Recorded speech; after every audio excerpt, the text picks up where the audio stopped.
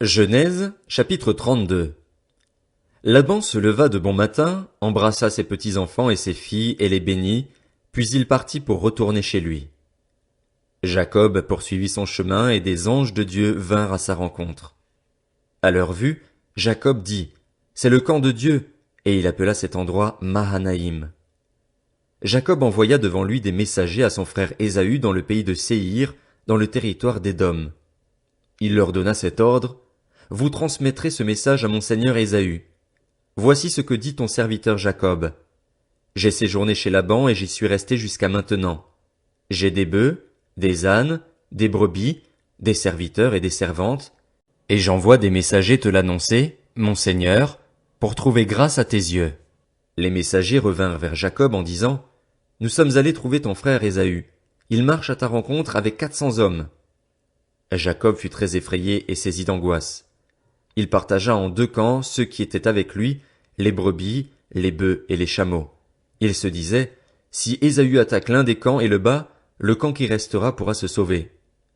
Jacob dit, Dieu de mon grand-père Abraham, Dieu de mon père Isaac, Éternel, toi qui m'as dit, retourne dans ton pays, dans ton lieu de naissance, et je te ferai du bien. Je suis trop petit pour toutes les grâces et pour toute la fidélité dont tu as fait preuve envers moi, ton serviteur. En effet, j'ai passé ce Jourdain avec mon bâton, et maintenant je peux former 2 camps. Délivre-moi de mon frère Ésaü, car j'ai peur qu'il ne vienne et ne me frappe, sans épargner ni la mère ni les enfants. C'est toi-même qui as dit, je te ferai du bien et je rendrai ta descendance pareille au sable de la mer, si abondant qu'on ne peut le compter. C'est à cet endroit-là que Jacob passa la nuit. Il prit dans ce qu'il avait sous la main pour faire un cadeau à son frère Ésaü. 200 chèvres et 20 boucs, 200 brebis et 20 béliers, 30 chamelles avec leurs petits qu'elles allaitaient, 40 vaches et 10 taureaux, 20 ânesses et 10 ânes. Il les remit à ses serviteurs, troupeau par troupeau séparément, et il dit à ses serviteurs, « Passez devant moi en laissant un intervalle entre chaque troupeau. » Il donna cet ordre au premier, « Quand mon frère Ésaü te rencontrera et te demandera, « À qui es-tu? Où vas-tu? À qui appartient ce troupeau devant toi? » Tu répondras, « À ton serviteur Jacob, c'est un cadeau envoyé à mon seigneur Ésaü. Le voici qui vient lui-même derrière nous. » Il donna le même ordre au deuxième, au troisième et à tous ceux qui suivaient les troupeaux. C'est ce message que vous transmettrez à mon seigneur Ésaü quand vous le rencontrerez. Vous annoncerez aussi, « Ton serviteur Jacob vient derrière nous. » Il se disait en effet, « Je l'apaiserai par ce cadeau qui me précède. Ensuite je le verrai en face et peut-être m'accueillera-t-il favorablement. » Le cadeau passa devant lui et il resta cette nuit-là dans le camp. Il se leva la même nuit, prit ses 2 femmes, ses 2 servantes et ses 11 enfants et passa le gué du Jabbok. Il les prit, leur fit passer le torrent et le fit passer à tout ce qui lui appartenait. Jacob resta seul. C'est alors qu'un homme lutta avec lui jusqu'au lever de l'aurore. Voyant qu'il n'était pas vainqueur contre lui, cet homme le frappa à l'emboîture de la hanche. Celle-ci se déboîta pendant qu'il luttait avec lui. Il dit, « Laisse-moi partir, car l'aurore se lève. » Jacob répondit, « Je ne te laisserai pas partir avant que tu m'aies béni. » Il lui demanda, « Quel est ton nom? » Il répondit, « Jacob. » Il ajouta, « Ton nom ne sera plus Jacob, mais tu seras appelé Israël, car tu as lutté avec Dieu et avec des hommes et tu as été vainqueur. » Jacob lui demanda, « Révèle-moi donc ton nom. » Il répondit, « Pourquoi demandes-tu mon nom? » Et il le bénit là. Jacob appela cet endroit Péniel, car, dit-il, « J'ai vu Dieu face à face et ma vie a été sauvée. » Le soleil se levait lorsqu'il passa Péniel.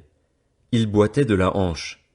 Voilà pourquoi, aujourd'hui encore, les Israélites ne mangent pas le tendon qui est à l'emboîture de la hanche, parce que Dieu frappa Jacob à l'emboîture de la hanche, au tendon.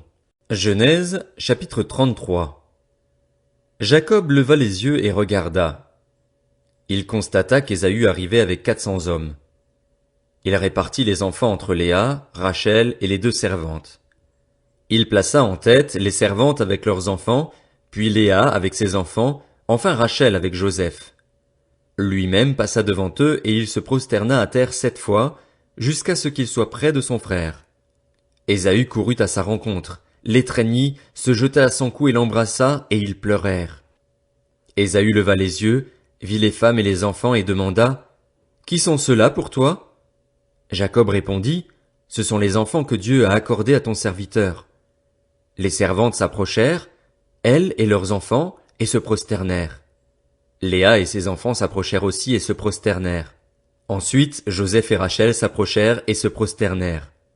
Ésaü demanda, « À quoi destines-tu tout le camp que j'ai rencontré ?» Jacob répondit, « À trouver grâce aux yeux de mon Seigneur. » Ésaü dit, « Je suis dans l'abondance, mon frère, garde ce qui t'appartient. » Jacob répondit, « Non, je t'en prie, si j'ai trouvé grâce à tes yeux, accepte ce cadeau de ma part. En effet, je t'ai regardé comme on regarde Dieu et tu m'as accueilli favorablement. Accepte donc mon cadeau qui t'a été offert, puisque Dieu m'a comblé de grâce. Je ne manque de rien. » Jacob insista auprès d'Ésaü et celui-ci accepta. Ésaü dit, « Partons, mettons-nous en route, je marcherai devant toi. » Jacob lui répondit, « Mon Seigneur sait que les enfants sont fragiles et que j'ai des brebis et des vaches qui allaitent. Si l'on forçait leur marche, un seul jour, tout le troupeau mourrait. Que mon Seigneur prenne les devants sur son serviteur. De mon côté, je suivrai lentement, au pas du troupeau qui me précédera et au pas des enfants, jusqu'à ce que j'arrive chez mon Seigneur à Séhir. » Ésaü dit, « Je veux au moins laisser une partie de mes hommes avec toi. » Jacob répondit, « Pourquoi cela? Je veux seulement trouver grâce aux yeux de mon Seigneur. » Le même jour, Ésaü reprit le chemin de Séhir. Quant à Jacob, il partit pour Sukkot. Il se construisit une maison et fit des cabanes pour ses troupeaux. Voilà pourquoi l'on a appelé cet endroit Sukkot. À son retour de Padan Aram, Jacob arriva sans encombre à la ville de Sichem, dans le pays de Canaan, et il installa son camp devant la ville. Il acheta la portion du champ où il avait dressé sa tente au fils de Hamor, le père de Sichem, pour 100 pièces d'argent, et là, il construisit un autel qu'il appela El Éloé Israël. Genèse, chapitre 34. Dina, la fille que Léa avait donnée à Jacob, sortit pour voir les filles du pays. Sichem, fils de Hamor, le prince du pays, la vit. Il l'enleva et coucha avec elle, il la viola. Il s'attacha à Dina, la fille de Jacob, il aima cette jeune fille et parla à son cœur. Sichem dit alors à son père Hamor, « Donne-moi cette jeune fille pour femme. » Jacob apprit qu'il avait déshonoré sa fille Dina. Comme ses fils étaient au champ avec son troupeau, il garda le silence jusqu'à leur retour. Hamor, le père de Sichem, alla trouver Jacob pour lui parler. Les fils de Jacob revenaient des champs lorsqu'ils apprirent la nouvelle. Ces hommes furent irrités et se mirent dans une grande colère parce que Sichem avait commis un acte odieux contre Israël. Il avait couché avec la fille de Jacob, ce qui n'aurait pas dû se faire. Hamor leur tint ce discours, « Mon fils Sichem est tombé amoureux de votre fille. Donnez-la lui pour femme, je vous en prie. Alliez-vous par mariage avec nous.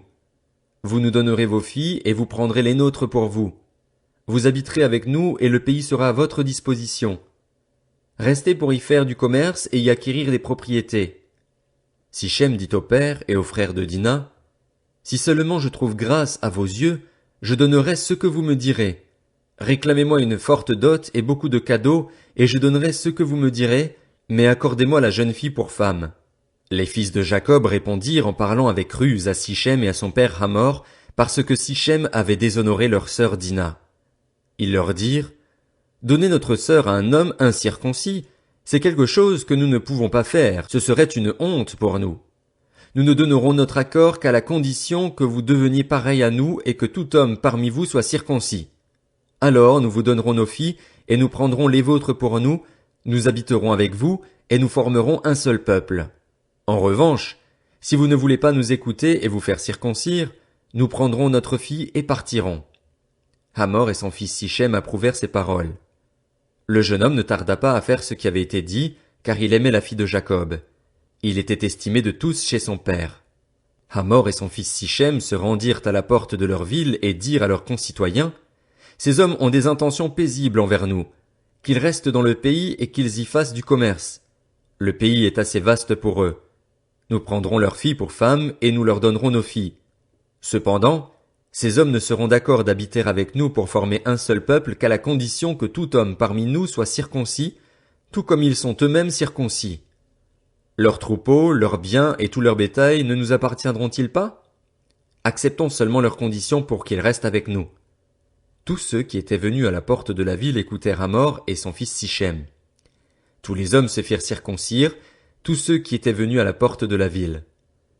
3 jours plus tard, alors qu'ils étaient souffrants, Siméon et Lévi, 2 fils de Jacob, frères de Dina, prirent chacun leur épée, surprirent la ville qui se croyait en sécurité et tuèrent tous les hommes. Ils passèrent aussi au fil de l'épée Hamor et son fils Sichem. Ils enlevèrent Dina de la maison de Sichem et sortirent. Les fils de Jacob se jetèrent sur les morts et pillèrent la ville parce qu'on avait déshonoré leur sœur. Ils prirent leurs troupeaux, leurs bœufs et leurs ânes, ceux qui étaient dans la ville et ceux qui étaient dans les champs. Ils emmenèrent en guise de butin toutes leurs richesses, leurs enfants et leurs femmes, ainsi que tout ce qui se trouvait dans les maisons. Jacob dit alors à Siméon et à Lévi, « Vous me troublez en provoquant le dégoût des habitants du pays, des Cananéens et des Phéréziens envers moi. Je n'ai qu'un petit nombre d'hommes. Ils se rassembleront contre moi, me frapperont et je serai détruit avec ma famille. » Ils répondirent, « Peut-on traiter notre sœur comme une prostituée ?